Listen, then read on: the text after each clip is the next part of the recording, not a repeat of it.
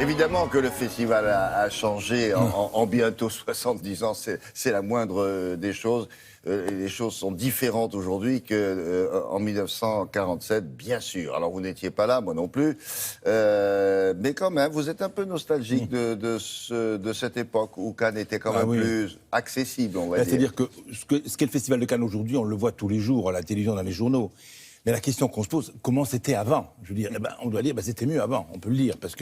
Pourquoi? Parce que vous rencontriez les stars de cinéma à tout le coin des rues. Moi, je me souviens, cœur tout blanc et griffes aux genoux, si j'ose dire, être allé au Festival de Cannes. Je voyais Ingrid Bergman ou Michel Morgan, qui étaient les marraines, les présidentes du festival, qui allaient de leur hôtel, un grand hôtel au centre de la Croisette, jusqu'au Palais des Festivals, l'ancien, à pied, accompagnés de leurs caméristes. Maintenant, ce n'est même plus envisageable. Oui, non, mais même plus envisageable. Ça, dans toutes sortes de domaines, c'est la même chose. Oui, alors, on ne pouvait pas non plus... On peut en blâmer personne, parce qu'il y a la sécurité, parce que la multiplication de la manifestation. Au début, il y avait Fernandel qui venait chanter au Casino des Fleurs, Tagada de Soin, et puis les gens étaient autour, derrière des barrières. Oui, et puis ça n'intéressait pas forcément le monde entier. Oui, là, non, voilà, maintenant, voilà, c'est quelque chose... Alors, ce que j'ai voulu vous montrer, là, maintenant, c'était le point d'ancrage. Je crois il y a un point... Ça a changé, si j'ose dire, avec Elizabeth Taylor, qui a été, si j'ose dire, le dernier phénix qui a monté les marches de Cannes de façon majestueuse et magnifique. Avant, c'était extraordinaire. On voit les gens qui les attrapent sur la Croisette, attrapent Sophia Loren, Lolo Brigidas, quasiment par le sac à main, par les fesses, enfin, comment elle les touche.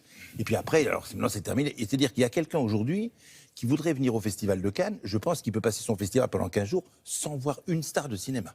C'est pas possible, à moins d'être agglutiné. Alors, non, ce qui est inquiétant aujourd'hui, c'est qu'il y a beaucoup de gens qui vont au Festival de Cannes et qui ne voient aucun film. Voilà, oui, ça, aujourd'hui, oui, il y a des gens qui viennent, quel film? T'as vu un film? Non. Oui, je crois qu'il est quand même plus facile de voir un film que de voir une star de cinéma.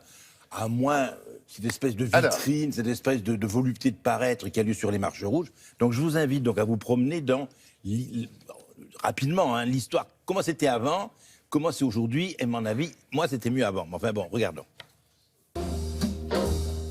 Et si le Festival de Cannes, prodigieuse foire aux vanités, c'était cela. Cela et pas autre chose. Un rideau de voile, de mousseline et de grâce, tombant doucement mais sûrement sur l'écume des vagues et sur une montée au paradis. Il fut un temps, sur la Croisette et sous les palmiers, où tout un chacun pouvait arpenter le bord de mer, qu'on voyait danser dans le golfe clair, et côtoyer des ribambelles de célébrités, venus faire les beaux, les belles, et aussi 3 petits tours au plus grand festival de cinéma du monde. D'illustres inconnus se retrouvaient ainsi au coude à coude et presque nez à nez avec les plus grandes stars de la planète. Sophia ne faisait semblant de courir que pour ne pas leur échapper. Olivia, Michel, Esther, Ingrid, Gina et toutes les autres pouvaient alors s'installer aux terrasses des bars et déjeuner sur les plages de sable. Ce qui, à la longue, ne manqua pas de susciter tapage et bousculade, débordement et désordre. Au festival, on essaie de s'approcher, c'est absolument impossible. Vous voyez que les gardes eux-mêmes ont un mal fou pour contenir la foule des photographes, parce qu'ils se demandent jusqu'où peut aller une hystérie pareille. Michel Mercier, une première. Dans les annales, la montée de Brigitte reste la plus hystérique. Celle de Michel Mercier la plus émouvante et celle d'Elizabeth Taylor la plus majestueuse qui se puisse imaginer.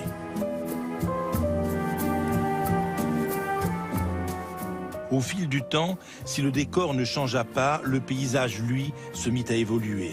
Les stars continuent à venir parader sur les 24 marches du tapis rouge, mais elles le font maintenant à l'abri des barrières et des vitres noires et surtout loin de la foule déchaînée.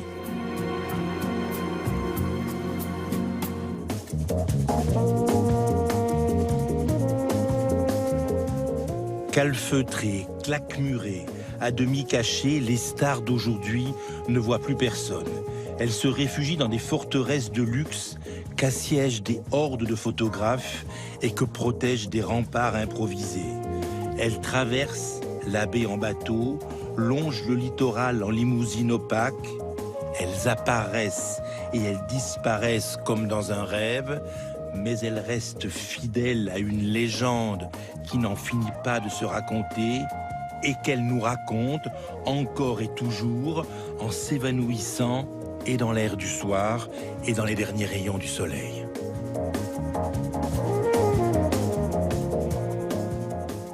Cela dit, effectivement, aujourd'hui, c'est inimaginable. Prenez ce magnifique plateau de cette année, vous imaginez se promener dans la rue. non, serait impossible, investi par une foule en délire. Oui, mais je me mets à l'époque, Morgan, Olivia de Havilland et Ingrid Bergman, c'était la Julia Roberts de l'époque quand même. Regardez, Ça, tout à fait c'était bien parce que si vous pouviez amener l'image précédente, on voit bien les différences. Regardez le palais des festivals en bas sur cette grande image. Si vous pouvez la passer, voilà, merci.